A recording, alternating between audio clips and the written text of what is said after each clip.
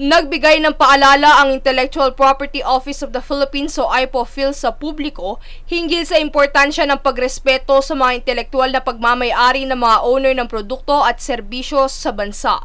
Dahil ayon kay Director General Attorney Roel Barba ng IPOPHil, maraming mga creative individuals ang hindi alam ang karapatan nila pagdating sa intellectual property rights. Dagdag pa ni Barba na ang karapatang ito ay mahahalin tulad sa isang birth certificate kung saan ito ay importante sapagkat ito ang magsisilbing katunayan ng owner sa mga interesadong investors nito. Ayon sa datos, nakamit ng ahensya ang target na bilang na 4,000 filings ng registration, kalahating mas mataas sa nakaraang taong 2,000. Nais din ng ahensya na hindi lang ang mga malalaking negosyante ang magbe-benefit sa IP protection, kundi pati na rin ang mga maliliit na enterprises.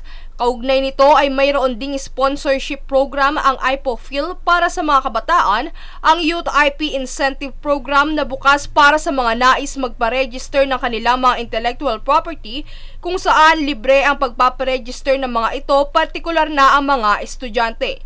Ito ay bukas para sa lahat ng mga young investors, edad 23 pababa sa araw ng filing. Samantala, alinsunod sa mandatong ipatigil ang manual transaction sa pag-file ng registration simula noong Oktubre taong 2020 hanggang ngayon, ito ay isinasagawa na online. Bukas ang registration process 24/7 sa pamamagitan ng online application sa ipophil.gov.ph kung saan makakapamili kung anong online payment method ang kanilang nanaisin at sa online din ang issuance ng kanilang certificate. Bunsod ng mabilis na pagbabago ng teknolohiya, magsasagawa rin ng isang summit ang ahensya sa 14 hanggang 17 ng Nobyembre.